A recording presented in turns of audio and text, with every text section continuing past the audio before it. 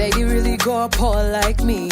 Don't believe in nothing but the Almighty. Just a white tracksuit and some bright yellow kicks. He never did forever be nobody husband, yeah. You not pendeza but your heart is a miss. Play it like a smart one cause it's cutting away. Tonight I'm walking away. 9 to 5 mind on the grind, yeah, yeah. Tonight I might fall in love, depending on how you hold me. I'm glad that I'm coming down. Can't let no one come control me. Keep dancing and call it love. He's fighting but falling slowly. With the best music from around the globe. Are we ready? Playing beautiful melodies. Telling terrible stories. Creating a whole new radio experience for you. Where all worlds fail, the music speaks. If you not run it, wine your body, wine your body. Wine your body, oh baby, wine your body. Vicky Bandes. You could come over again, and I could be more than your friend. It's a Friday night in Nairobi, let's make it unforgettable. Na hatumaindi kuspendi, Juni mwisho wa mwezi. Tunadunda hii weekendi, vibe ni undeniable. Yeah, one time baby, nipe one time baby, give me 2 times, nipe more. One time baby. What's up? What it do, man? Mimi ni Mluya. Salam. Waingo. Ari waingo. Yeah. What's up, Evelyn? Good. How you doing? I'm so great. Thanks for having me. You're welcome. I can't believe you're doing Tech 2. Aki. But nimekuwa nikutafuta mazee for a long time. What have you been up to? I've just been in studio, in the media, you know, putting out the works. Yeah. Kazi tu. Kazi muhimu. Where do you get this? You know, you come off as someone who's very confident, very vocal, especially, and this is also in connection with what you have gone through. Like, where do you get this energy, this positive vibe and energy? I think have you legalized it in your in May? Nothing. Nimeingoja. Well, I think ni kujiamini. I think this thing comes from within you. It's the spirit that someone has. I think within myself, I don't have any option of giving up or I can't do it. I think it's also because I know who I am and I know my abilities. Know who I am. Yes, it's very crucial. Right. I know what I have to put on the table, and so no matter what comes my way, at the end of the day, that's what I go back to. And also knowing God, that's pretty key. Hallelujah. Tutume nini sadaka kwa namba gani? Kwa 159 bado tuko pale kwa 159. So talking of sadaka, we share something in common. Yes. You have been brought up in church.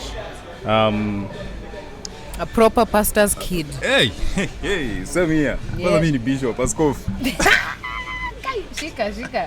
Askofu. Yes, see. Aibo. Anyway, so I've always wanted to. The reason why I wanted to have you on this conversation, this podcast, is because of course we share the fact that our parents are pastors, but again looking at our I don't want to say lifestyle because lifestyle is what the church says. The church says, hey, wangalia their lifestyle. But looking at our careers, looking at what we're pursuing, it's totally different from what people expect. Like for me, they expect me to host Pastor Pius Mwiru. Hallelujah, Wilkings, I'm coming to your podcast. Hallelujah. Rababo, shika baba yanta. Wow. Anyway, you always feel like there's a pressure from the society on how you should behave because you're a pastor's kid. A lot of it. And I think honestly, I don't think we'll ever get over that. Or if it will ever stop. I think it's written on paper once umezaliwa in a family ya mtumishi wa Mungu. You know, you will have to live with whatever comes automatic. with that. Okay. But I think what I can say, the expectations are cool because then again, when we see a doctor, we expect that their son will end up being that and actually a better doctor. But then when it comes to issues of faith and personal choices and spiritual conversations, I think it becomes very personal for every person. And it's a great foundation. I think it's the best thing. Let's just be honest and put it out there. It's the best thing growing up in a pastor's family. Personally, that's what I think. It is the best in thing. terms of the foundations, then una grow up nazo, the environment you grow up with. At least you grow up knowing that there's a God that's able, you know. You just can't say, you can't wake up in the morning and be a youth pastor. It's possible for a father to be anointed and called into evangelism, and the son is the total opposite. They are a DJ in big club, and no judgment. That's their career. If that's, you know, watu wanza mahali na wanafika, you know, kule wanaenda. Hata huo mzae hakuanza hapo. Kwanza miwangu. Exactly. Wrong number. They come from somewhere, so allow us to live as well. I think talking about big club, what did you saw what was training the other day? DJ who? There's a certain name there. Tell me about him. Yeah. But it's so unfortunate though, like creatives atuna safety. And as long as people have power and people have money and they have control, at the end of the day it's a power hustle, you know. What's the name of that DJ, Sean? Evolve. Yeah. He's doing better right now, but then, you know, the worst could happen, and probably alikuwa big club ya maana. Imagine club iko huko sijui Ruaka somewhere. No hate to Ruaka, but like some club that's not known and something like that happens.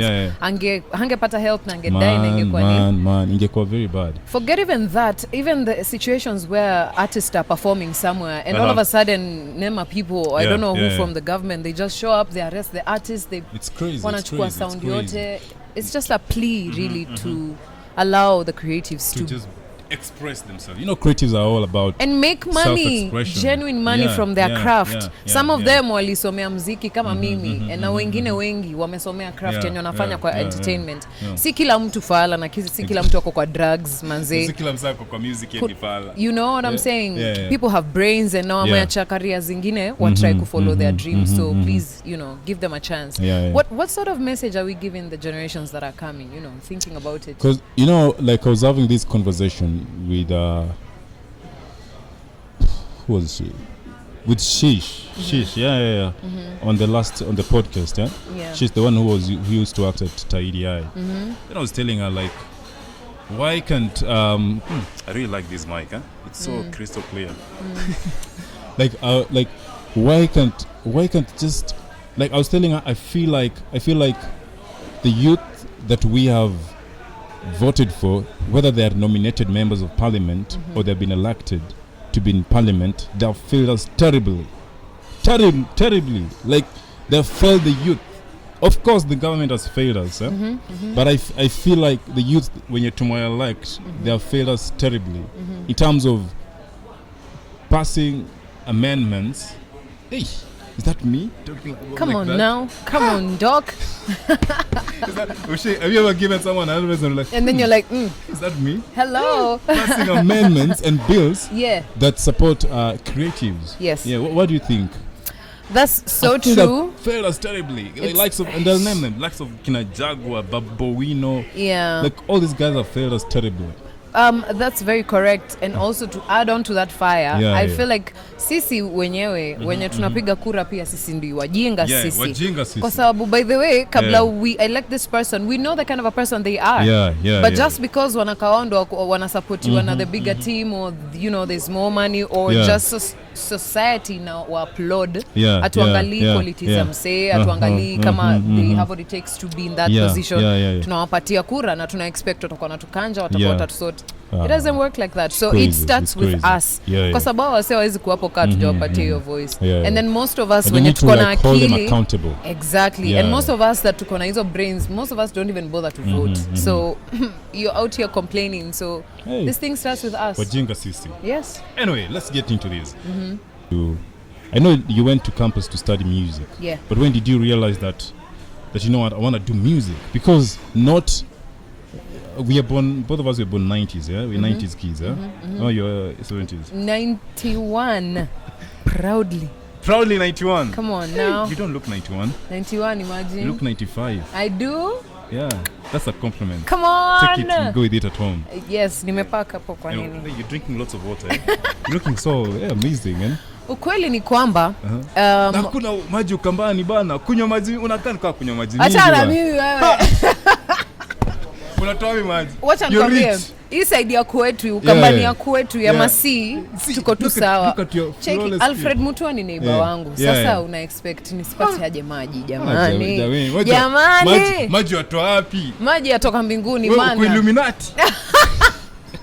Labda wewe mkamba una maji. Labda niliingia na sijui jamani. I've been actually trying to find out. Actually, talking about that, you know, there's a time, like I was all over social media. I told you I went through depression and shit, Yeah.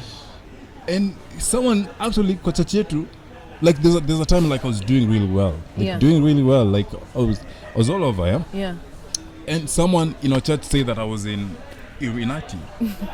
Me too. Yeah, for real? Yeah, kwanza church member na kwanga hapo mbele kwa leadership. Yeah. I'm like, okay, if I'm in Illuminati, then my father is the father of... Me, I told that person, mazeni kwa Illuminati, you guys would have like which kind of equipment and all that kind of stuff. But why would you come to a church who mwenye unajua mtoto huu pastor kwa Illuminati? Why would you do that?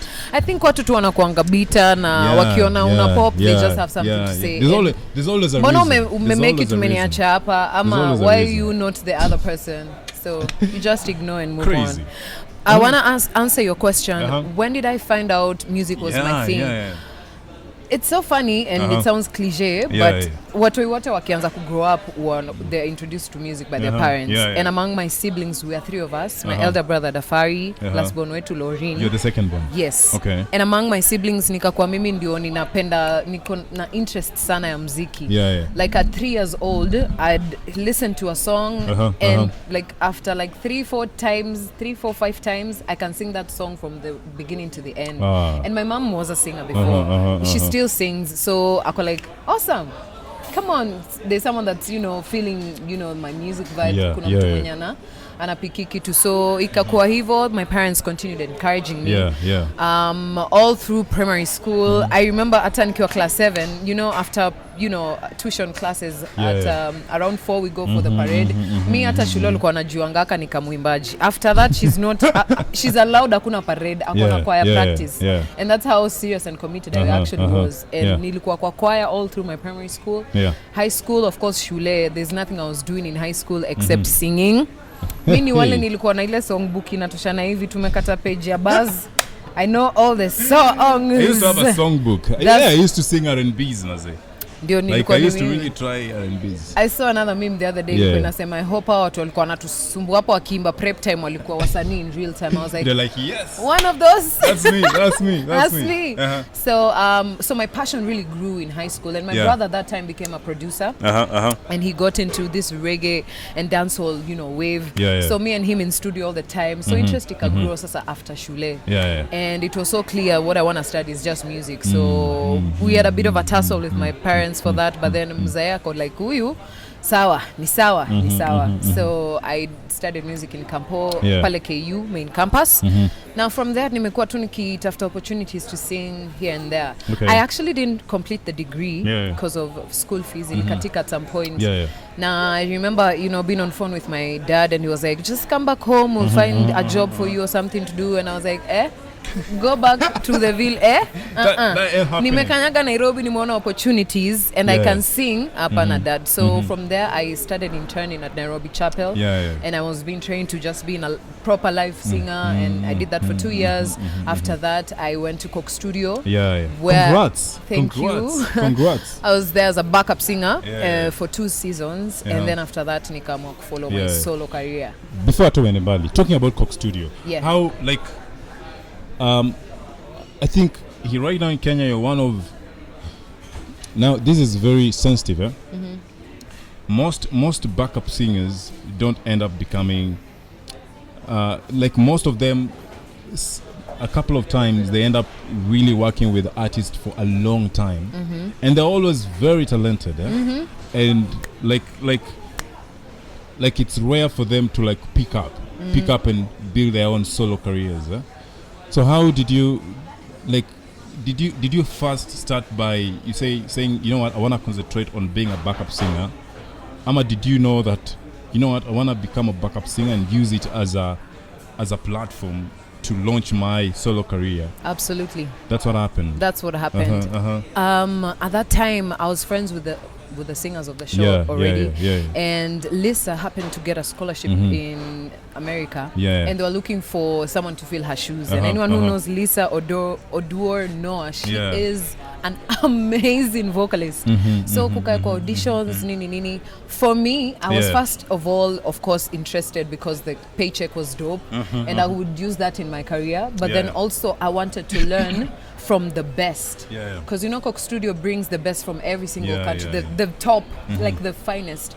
So I had already seen a vision of myself getting there, being an artist, but then you have to sit under their feet first of all. Exactly. You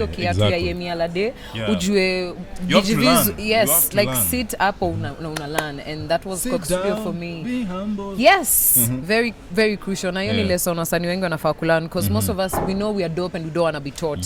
So you know, you can't tell me shit. Yes, I'm the baddest vocalist. Kumbe kuna ule baddest mwenyewe, and you could learn something from them. And so that was the case for me. An interesting question, and point that you've pointed out about backup vocalists. I think the danger of being a backing vocalist, and like you said, all of them are extremely way talented than even the main act. Because they're the main mchuzi. Ndo hiyo they're the buffet.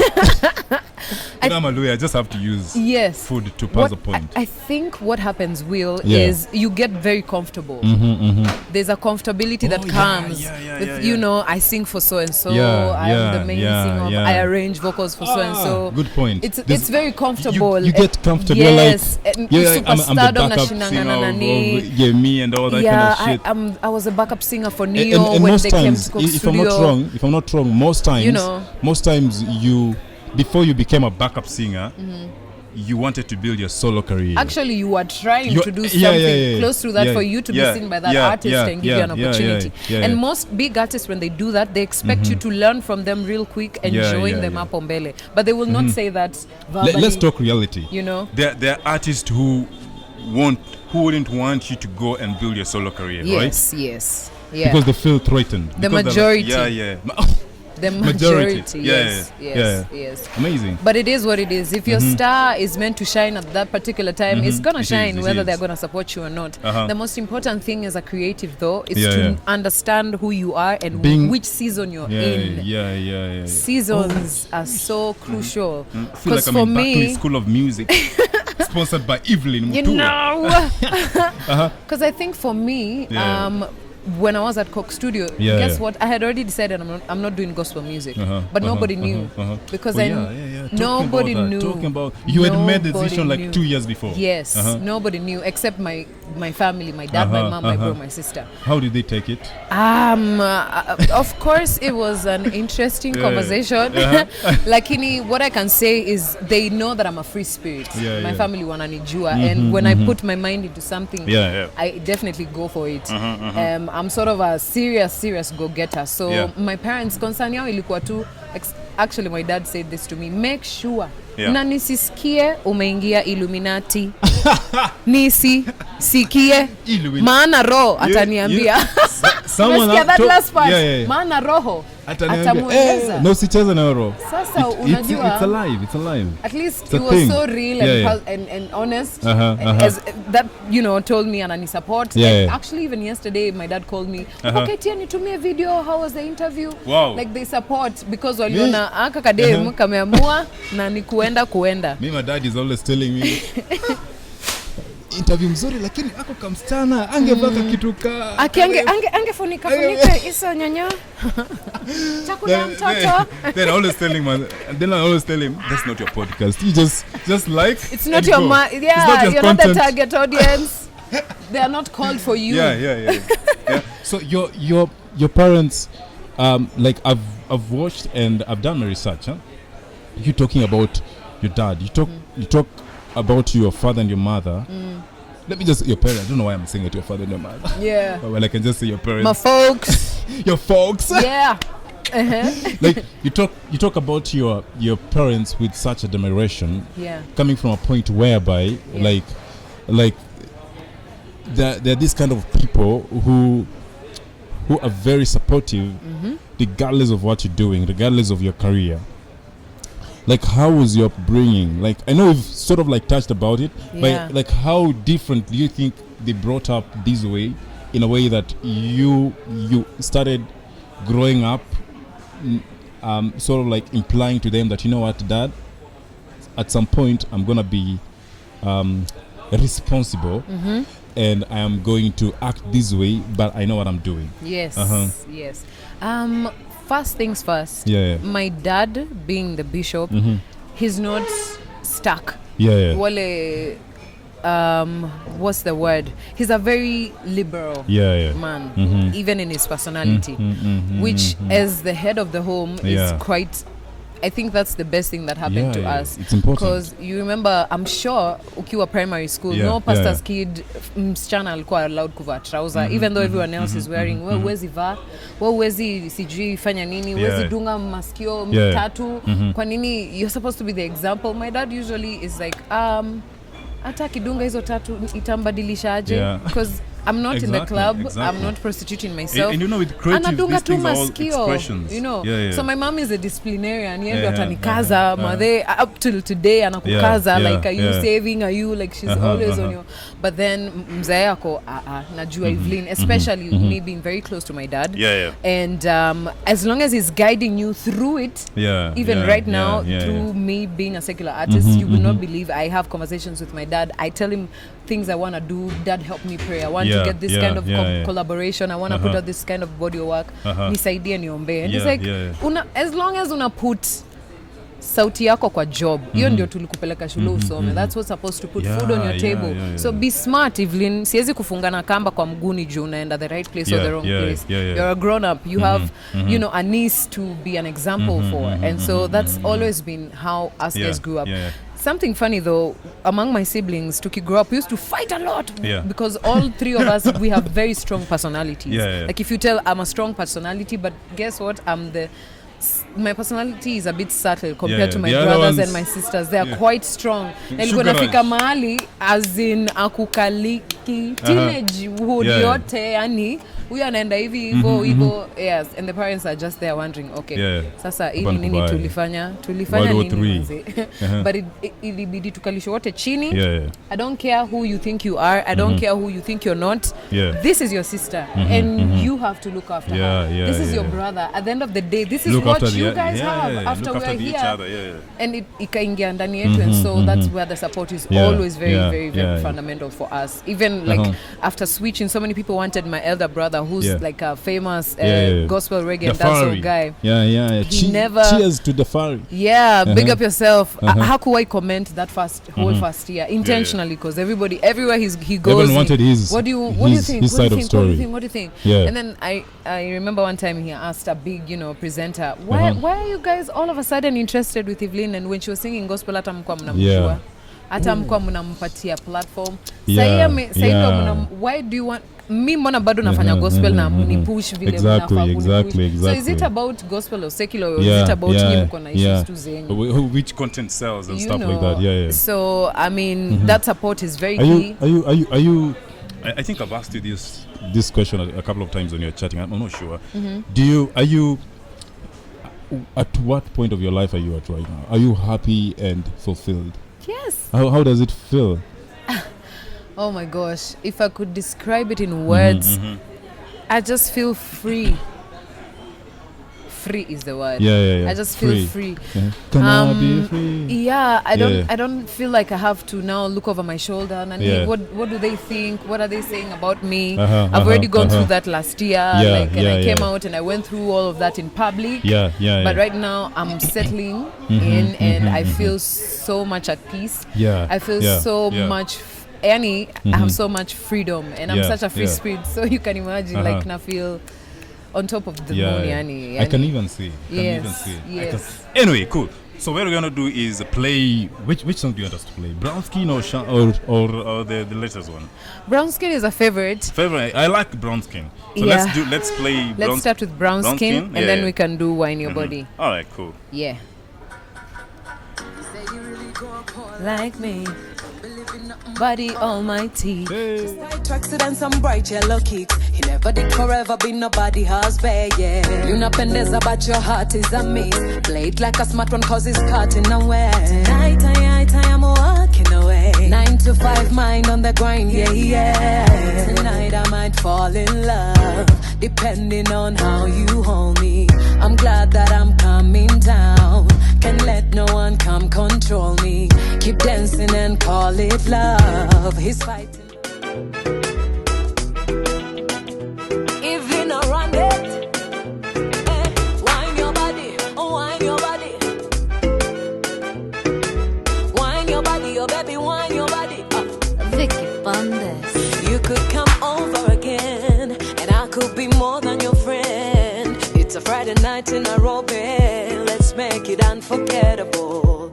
Na hatumaindi kuspendi, Juni mwisho wa mwezi. Tunadunda hii weekendi, vibe ni undeniable. Yeah, one time baby nipe one time, baby give me 2 time, nipe more. One time baby nipe one time, baby give me, keep it on the low. One time baby nipe one time, baby give me 2 time, nipe love. One time baby nipe one time, baby give me one, I need and more. Wine your body, oh wine your body, nipe vibe, legeza kiuno. Wine your body, oh baby wine your body, ring the dance floor katika na mio. Wine your body, oh wine your body, nipe vibe, legeza kiuno. Wine your body, oh baby wine your body, ring the dance floor katika na mio. One time, baby, nip it one time, baby, give me, keep it on the low. No sweat. Anyway, Evelyn. Yo. It was a pleasure hanging out with you. Thank you so much. Thanks for having me. Nika imekata kunini, ndio? Fanya? Kustop, eh? Haifai kustop. Stop. Keep the party going, man. Evelyn. Yo. Thanks so much. You're such a vibe. Sainty. And so what's up? What's cooking? Tukimaliza stuff. Sasa hakuna makasiriko hii mwaka. Ya tatu hakuna maneno mengi. Unhealthy competition is a no one. Okay? We're coming to honor our throne. Manze, I have so much in store. Yeah. Niko na muziki mingi sana. Yani, hata sijui nisemeaje. First of all, I have great collaborations coming up. I don't want to drop so many names, but I have a song with Yemi, Harmonize coming through. I saw it coming. And Harmonize as well. I'm putting out an EP, a reggae and dancehall EP at the end of the year as well. So crazy dancehall, you know, collabs, Strongboy from Ghana, and big projects coming through. Buddha. I think. Utajua ni mazishi. I think this is the time, this is the year people are gonna really know what IVLYN is made of in terms of my craft. I can't wait, Mazi. 12 Bits of Christmas, my debut album was sort of like an introduction. You launched it here. Yes, right here. It was full house. I was so blessed, man. I didn't know. I didn't get my album, man. I have some copies, so I'm gonna give you some. Unataka ngapi? 1, 2, 3, 4, 5. Hata mtapatiwa times 2. Anyway, so You good? Yes. Okay. So yeah, ni kazi tu. Watu wanachapa kazi. Hii maneno ya kuwa mimi ni mstupu, mimi ni msexy ati niko kwa industry. Nimeiva ndio, asante sana, nashukuru, lakini pia kazi ndio kila kitu. Kazi. Kuiva na hakuna kazi inakuwa kidogo tricky. Kuiva na hakuna kazi. Bana. Background vitu zinakuwa mbaya. Watu waingie studio tufanye kazi, maneno iko inatoka, yani hits after hits. Hiyo ndio tunataka. Kesi baadaye. Thanks so much, Mazi. Asante. Anyway, that was who? This was really cool. This was cool, eh? Yeah, I want to do it again and again. You want to do it again and again? I want to be part of the podcast like a couple more times. Unajua ni kama vocabulary kidogo. You want to do it again and again? I want to be part of the podcast. Many more times. Ungesema hivyo. Are we clear, everybody? So before we cut, I want to ask you one question. Yeah. Of never have I ever question. Just one. One. I don't want one. I want 5. I'm ready. I am ready. Let's see. Where's my nini? Where's my whatever? Ni kuongea ukweli? Ni ukweli, ni hakuna kudanganya. All right. Give me mine. All right, so here is a question. Never have I ever received or given a lap dance.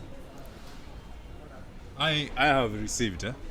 I don't know what you're talking about. You never give. Evelyn, you're supposed to be honest. Okay. All right. Okay, one last one. Never have I ever sent a dirty text to the wrong person.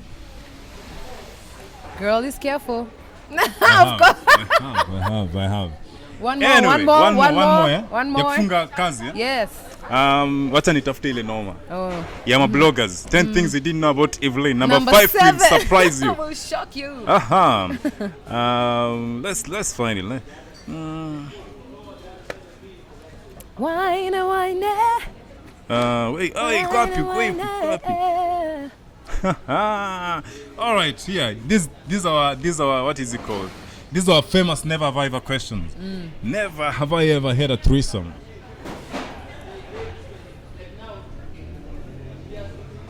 Cheki, sema tu kweli mse. I've never. Have you ever fantasized about the idea? Have you ever fantasized about the idea? Eh? No. Okay. Last one. Fun. Never have I ever licked someone's butt. Mse, hii life ni kukua kinky.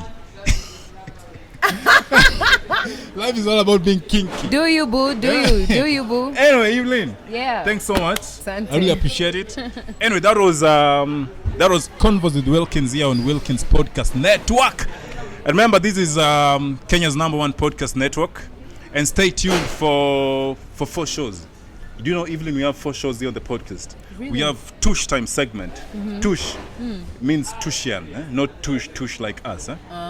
So we have. I saw you going there. So we have Tush time by Tushian. Then we have Sense Talk by Lian Conchita and Nina Shaban. And we have Stay Walk with Diane. Nice. And remember, this is Kenya's #1 podcast network. And you can always subscribe and like and share. Yep. So tuache na katamtam kanipanda matamtam.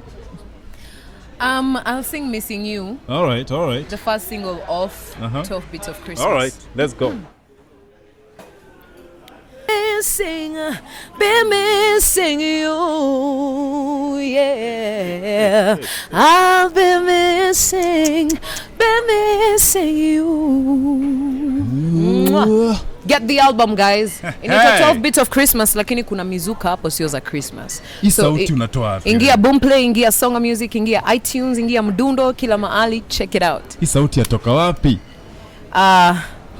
Kuna neno ya Kikamba nataka nikufunze ya kukujibu hilo swali. Nifunze. Inasema mukunzu. Sema mukunzu. Mukundu. Mukunzu.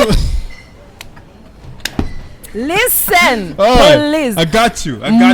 Okay. Mukunzu wenda.